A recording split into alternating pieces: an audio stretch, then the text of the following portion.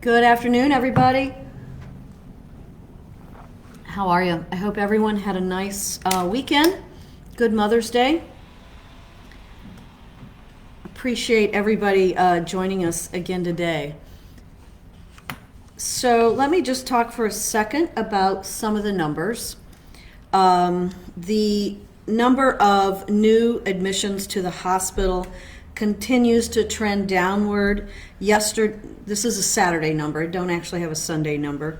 Saturday's number, there were 31 new people admitted to the hospital. And if we can, we can post these graphs after we get today's graph, which we'll get at 3 o'clock. We can post these also to our Facebook page. But so number of new hospital admissions is going down. That's excellent. In addition, of course, we have the moving average on the average number of people in the hospital right now is 540. Not the average. I'm sorry. I'm messing this up. The number of people in the hospital today is 540. And that has also been going down slightly. And there's been 1,648 as of Saturday people who were in the hospital who have been discharged. So that's also a good number. Now, we know that, you all know that on Friday, remind me tomorrow, I'm sorry, there's something going on this computer. Sort of, as always, right? On Friday, we announced, or we talked about how we were going to crack the door open a bit on having some businesses reopen. One of the things, and I'll just show you this stack for kicks. This is the stack of various guidelines that will be used for each business. And all weekend, including up until right before I walked over in front of this screen, the St. Louis Pandemic Task Force, the physicians there, the health department in St. Louis County, and Dr. Eccles have been working sort of feverishly all weekend to try to make sure that all these are in sync. We had drafts of these last Thursday and Friday, but we're trying to make sure that everybody gets the right messaging. And these are standards and guidelines for the restaurant industry, for the hotel industry, for office buildings, office spaces, for office buildings, for retail. I'm gonna make sure I don't forget one, for transportation, construction, manufacturing and repair, personal services. So we think, fingers crossed, we'll have these posted by in the next couple of hours. We just try not to put them out without typos and inconsistencies in them, because they really are 99.5% of the way there. Of course, I wish they were all the way there, as I know you all do, but just bear with us, just a little bit more patience, so that we have these guidelines that are in both the city and the county. And they really are, we've given you the overall guidelines, but these are suggestions for businesses. Let me give you a couple of examples. If you work in an office building, one of the recommendations is only 2, or at the most 3, people in an elevator at one time, wearing face coverings.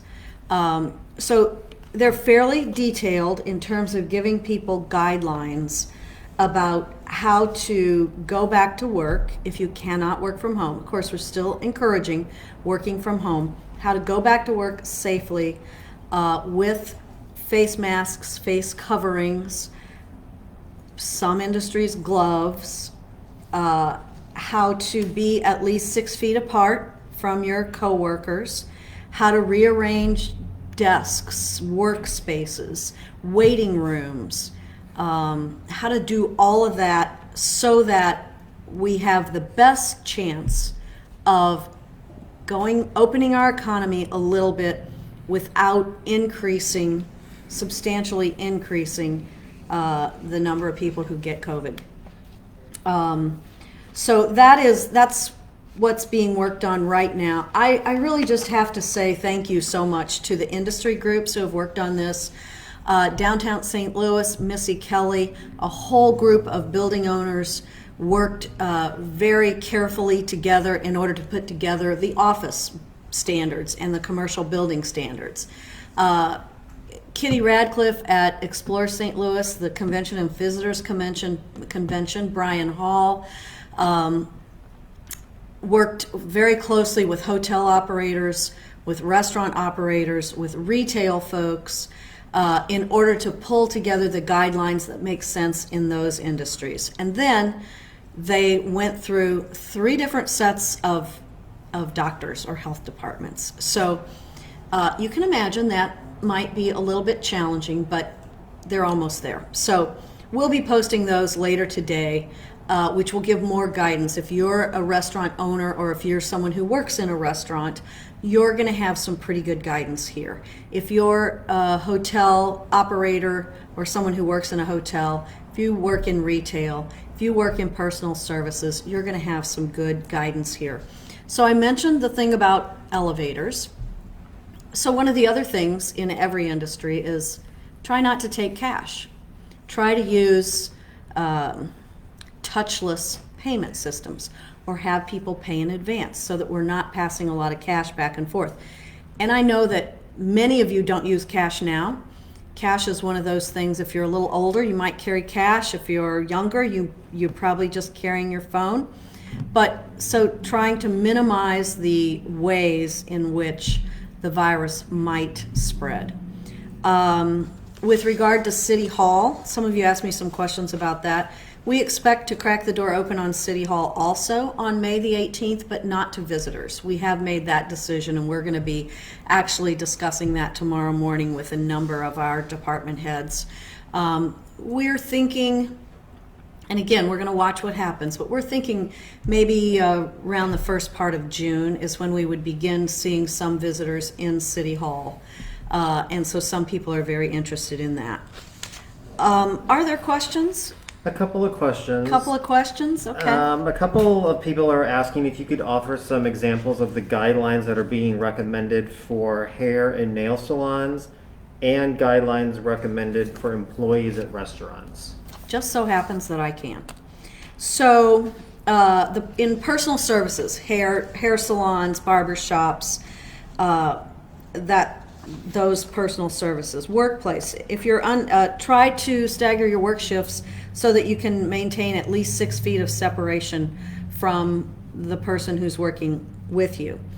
And I thought some of these were interesting, make sure customers make appointments. Make sure they wait in their car until the time of their appointment if you're in a shop or a place where there might be people waiting. You've got their cell phone numbers. You can text them so that it's not a social gathering in your waiting area. Your customers have to wear face coverings. No visitors in the beauty parlor or the salon, unless it would be somebody who would have to be helping someone get there. So, just the minimum number of people there. Employees, in addition to the customer, employees, or maybe you're the salon owner, that are working there, when you have to have face-to-face contact, say nail care or hair salon, the employee has to also wear a face mask, surgical face mask in that case, not just a cloth covering, and could consider a face shield in that case. Don't allow people to bring in food, sodas, beverages. Make sure that your customers aren't touching product. Like if you go to a hair salon, often they'll have shampoo or conditioner or hair products all there, and you might pick it up and look at it. Don't allow that so that you're not, no one's leaving germs on products that are there. So that's some of the things. There's a lot in here about cleaning and sanitizing procedures. Dedicate a team member to oversee that. Be sure you do a thorough daily clean between each customer, between each client who's maybe getting their hair done or something. Wash your hands between every customer.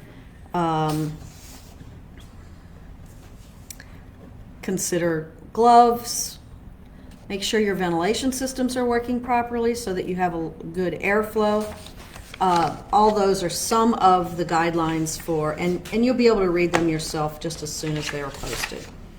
And city and county, these will be the same in the city and in the county, which I think is only sensible. A question from one of your viewers, Andrew Mayer, wants Hi, to know what kind of recommendations or guidelines are being set forth since the city is allowing bars to reopen on May 18th, even bars that don't necessarily serve lots of food. So let me clarify this difference, and I'm sorry that this is confusing. St. Louis County has said that the only bars that can open are the bars that serve full meals. So some bars in the county can also be open. What we have said is that we don't know what is a full meal. Is pizza a full meal? Is a sandwich and a bag of chips a full meal? So we are making sure that we don't have this conflict between a bar and a restaurant, who's a bar. And we are saying everybody, bars or restaurants, have to follow the same protocols, have to be 6 feet apart, have to seat people 6 feet apart, have to do the same cleaning, have to do the same, wear masks. What we're saying is just that everybody has to be the same, both restaurants and bars. You know, when you walk into a restaurant, let's say a place where you might be going to sit down at a table to eat, but you walk into some bars and they also have tables where you can sit down and eat. So it's just a difference in terminology, I think, not in substance. And so we just want to make very sure that any bars that are open follow the same guidelines as restaurants. This was an interesting question from one of your viewers, Emily. Wants to know how much coordination, if any, was there with our friends across the river in Illinois, and how much did we pay attention to what Governor Pritzker was doing? So the working groups that have worked on these guidelines, they have also included some folks from Illinois. Now, you know the stay-at-home order is still in place in Illinois, although it's getting ready to be eased in certain areas. So we included them in talking about what these guidelines should be, but of course we don't have authority. People in Missouri don't have authority in Illinois, and vice versa. So this is just one of those things where we're talking back and forth because I think I failed to mention that the chamber has also been very involved in providing these guidelines, and they, of course, and the Explore St. Louis, they're all interested in the whole region and work for the whole region, and so they have been included as well. Ian is watching, Mayor, and he's a gym owner and wants to know what needs to happen to move past phase 1 so we can begin to consider when gyms and fitness centers can reopen. So gyms are, as you know, if you're a gym owner, whole different animal. A lot of machines, a lot of people sweating, a lot of people breathing hard. I think we are going to think hard about what could that look like. Gyms in apartment buildings should remain closed. Gyms that are freestanding gyms, gyms in hotels, they should all remain closed for right now. We're hoping that in a few weeks that may be eased, but right now those gyms have to remain closed. I think if you are a gym owner, I would invite you to perhaps send in what you think the guidelines should be. You know a lot about how to operate a gym and how you think you could keep your clients safe and not spread a virus in a gym. So I would invite you to do that. When can we expect to host conferences of more than 500 people in the city of St. Louis? It's going to be a while. I don't know when we can expect to have a convention, a conference of 500 people. I think we have some guidelines, meeting rooms and ballrooms, banquet rooms, they all remain closed in phase one. It will depend on the setup of the room, depend on how people move around. I think it's likely to be a while before we have a meeting or conference of 500 people. Some people asking if in the city's recommendations, if there was any consideration given to the difference between small boutique sort of gyms or clubs, fitness centers, salons versus larger venues, or if they're all being treated the same. Right now, they're all being treated the same, but I would invite you to send us what you think. I know they aren't all the same, and so I think that's one of those real nuanced areas that has to be worked through. John has one of our more popular questions about pools and rec centers in the city over the summer. I just hate giving you guys these answers, if you want to know the truth. No pools this summer, at least not for probably the whole summer. But we're not even to Memorial Day yet, so I'm just going to say that, city pools will be closed this summer. You don't open a pool like that, it takes a while, you have to have staff. So pools will be closed. Has the city... I hope I can come back and change my mind on that, because honest to gosh, I hate giving you guys these answers, but I bear in mind that this is to try to crack the door open a little bit, not just swing it wide open, and so that we can continue to watch what happens here. Has the city given any consideration to closing some streets so people and maybe even businesses have more room to operate and therefore people won't be more crowded? So I actually think that's a great idea. I know that I've seen a couple of cities who have closed parts of street or half of a street in order to allow restaurant dining outside, perhaps in an area that doesn't have much sidewalk space. I think that's something we should seriously consider. Maybe government shouldn't pick the street, but I would welcome you, if you're a business owner along a street, to get together with some others. There are some problems with that. You'll be taking up parking, and cars will be displaced. For me, that's okay.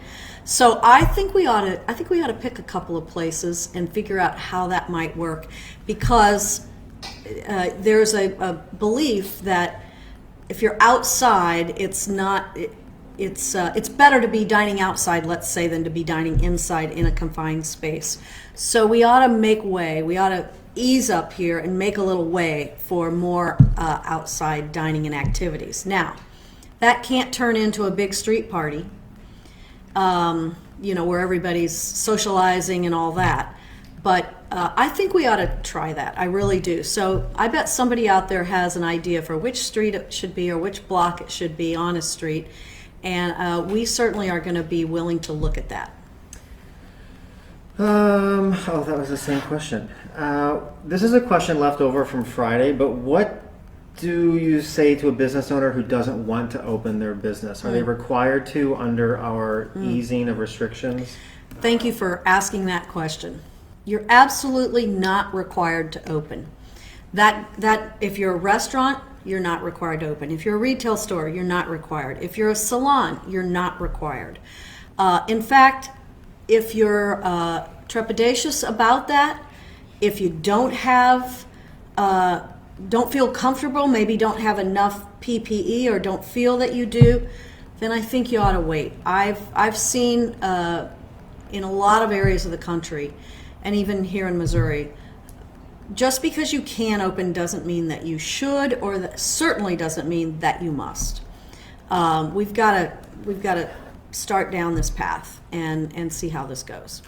On May 18th, will it be okay for parents to see other family members and maybe hug each other again, or are social gatherings still prohibited? You're going to make me answer that question? Just going through the people's questions. You know, you really still have to be careful. There is a lot of virus out there. And we know that people have the virus who we haven't tested, and we don't know that they have the virus. So you're going to have to use some common sense about that. There is a 10-person gathering limit that's still in effect for social gatherings. If you are older, if you have an underlying health condition, you just have to be very careful about that. You know, these air hugs, we do this and other people do. It's tough though. It really is tough. So you've got to limit exposure. And so I'm going to leave that up to you with a very cautionary look. Okay, maybe another unpopular question, but can you speak to the future of large summertime festivals in the city of St. Louis, like Taste of St. Louis, and in the same boat, what about places like the Zoo, the Muni, the Art Museum, the Arch, and all those fun places? So the Zoo, the Muni, the Art Museum, the Arch, Soldiers Memorial, Science Center, Missouri Botanical Gardens, all those places. They remain closed right now. And we have asked them to submit their plans to the health department, the city health department. Most of those venues are in the city of St. Louis. So we've asked them to submit their plans because each one of those venues is going to have a different plan. I've spoken with several of them. Most of them don't want to and don't plan to open on the 18th. Well, none of them can open on the 18th, but they don't even plan to open maybe a week later or so. But we have to look at what their plans are and how they would achieve this physical distancing. I'm going to start calling it physical distancing instead of social distancing, because we want to be socially connected with one another, emotionally connected, but we do need to be physically apart. So they are going to submit their plans to the city health department. We're going to go through their plans with them and make a determination about when they might be able to open. Now, there was an earlier part to that question. That was the venues. Oh, Summertime the festivals. So the Pride Parade, the Q and the Lou, Taste St. Louis, maybe Annie Malone's. Those are big festivals where lots of people are crowded together in a small space. And right now, I don't know when we're going to be able to do those. I hope we're able to do them by the fall. This thing is having trouble. Sorry, we're having trouble playing this video. I don't know if I still have you guys or not.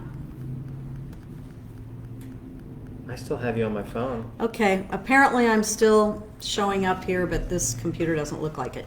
You know, we have had so many technical people look at this, so it's still going. It's still going? Okay.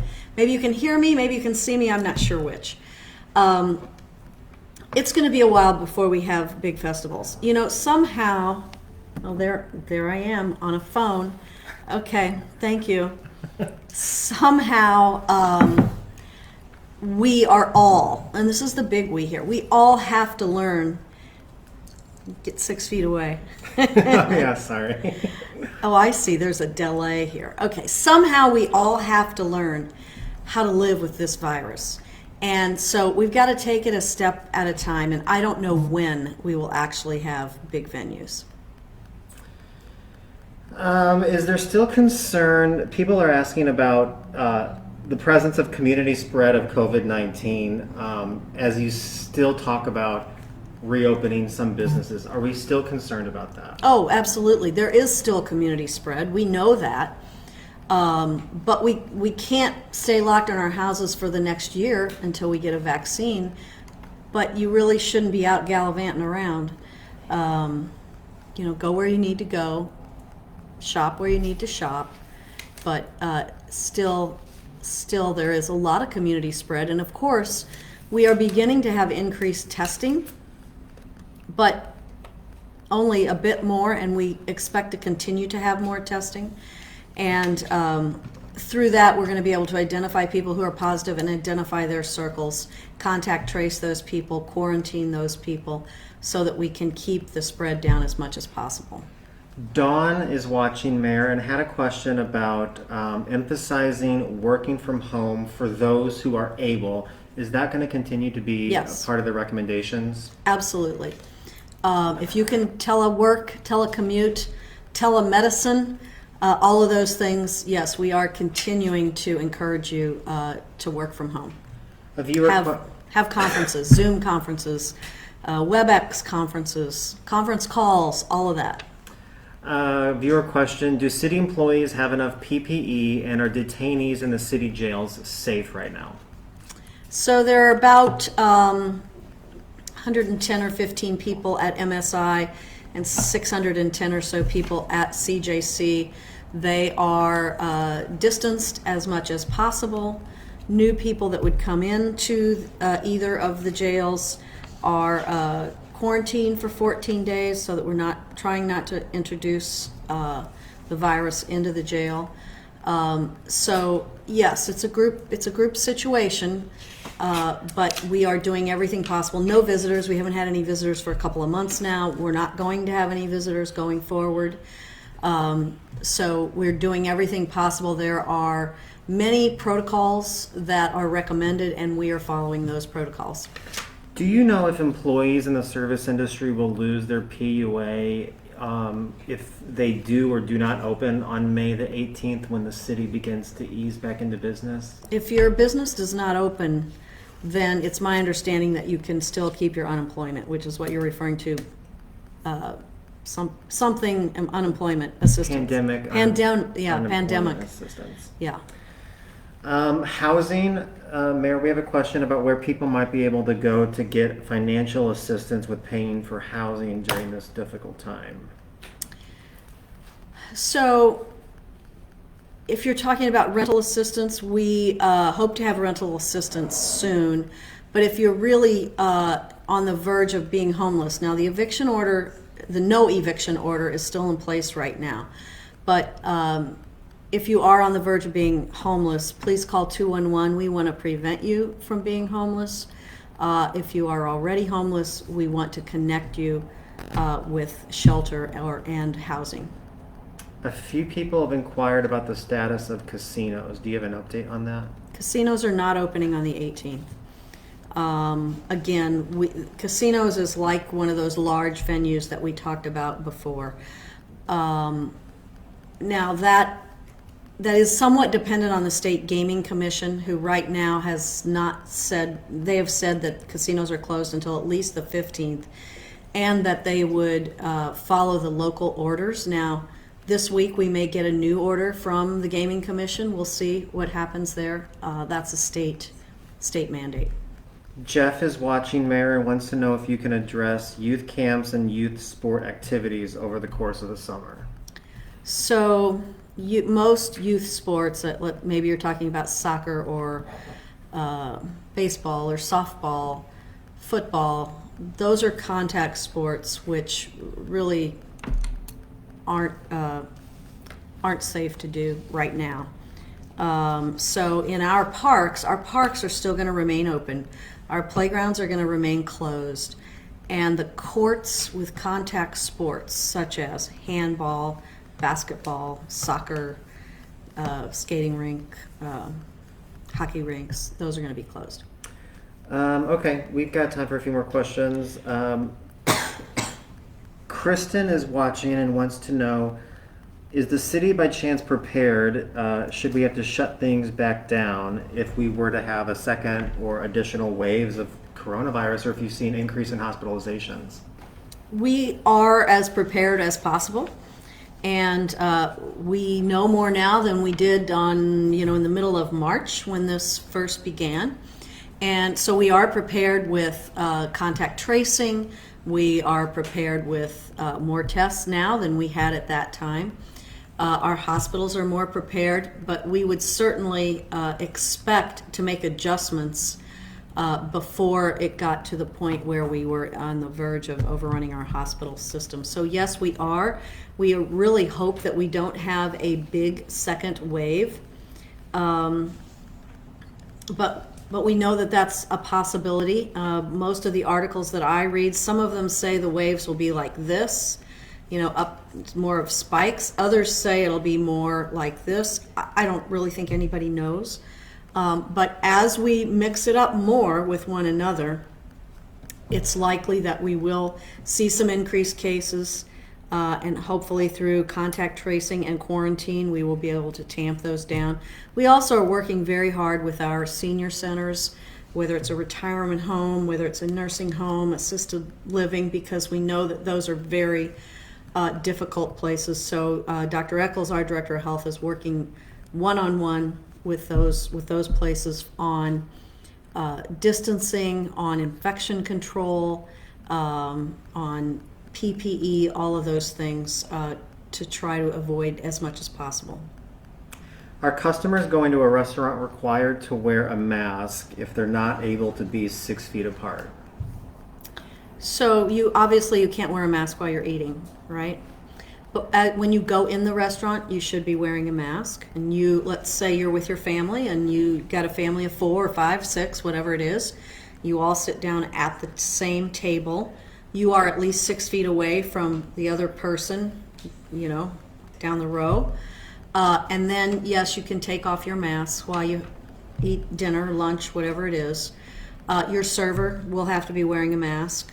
Your menus will either be disposable, or if they are laminated menus, they'll have to be wiped down in between each customer.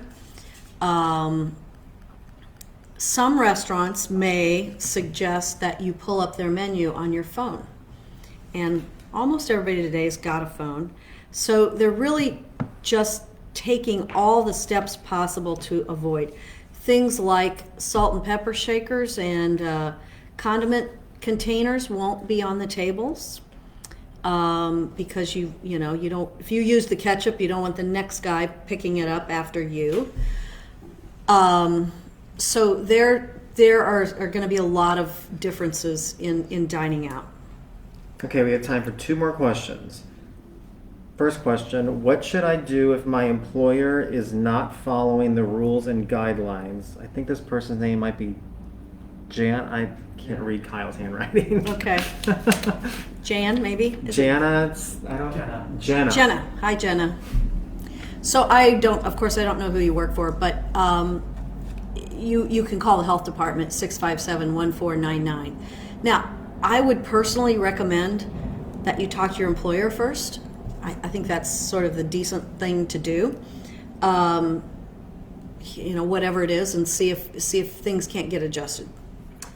And then final question we have time for today. Robbie wants to know, how is contact tracing set up in the city? Is it restricted only to the city, or does it go throughout the entire St. Louis region? Well, it goes throughout the region. Let me give you an example.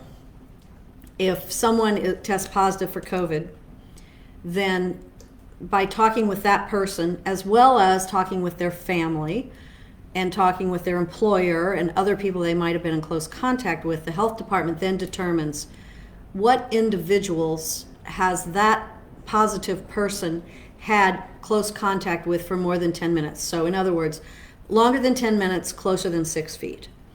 And those people are then identified and enrolled in the contact tracing program, given a thermometer, given information, given instructions, and every day, morning and evening, they have to log in to the contact tracing program used by the health department, record their temperature, answer some questions, takes only a minute or 2, both morning and night. Now, if you don't do that, then they call you, then the bells and whistles go off, and then they follow up with you. So yes, if you live somewhere else, but you have contact with somebody who lives in the city of St. Louis and you have to be quarantined, then you'll be enrolled in our contact tracing. That's all the time we have for questions today, Mayor. That's all. Thank you all. Appreciate all of you tuning in. And we're working hard on this together. There are a lot of things that we're going to have to work through as we crack the door open on this economy. But the thing to remember, this is not a party. This is not, yay, we're out. This is, okay, I can do a little bit more. I can go out a little bit more. But if you're an employee, you've got to be, and you deal with the public, or even if you're just in an office environment, you've got to wear a mask, unless you work by yourself. If you're a customer, you've got to wear a mask. We strongly recommend that you wear a mask. It's really not that much trouble for you guys. It's just, you know, this is the one I've been wearing today, even though I have a lot of fancy ones here. But, you know, it's quite easy to put this on and wear it, and it protects you and it protects other people. So just under the category of being a good neighbor, being a responsible person, please wear a mask. Thank you all. Appreciate you being here.